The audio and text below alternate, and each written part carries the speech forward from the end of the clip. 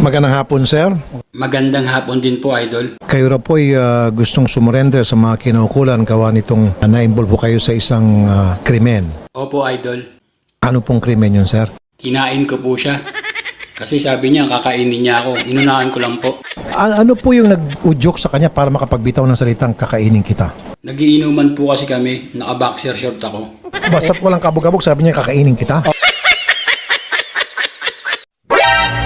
Shout out sa mga hindi marunong mag-heart sa videos ko. Ano yung cellphone nyo? Di keypad?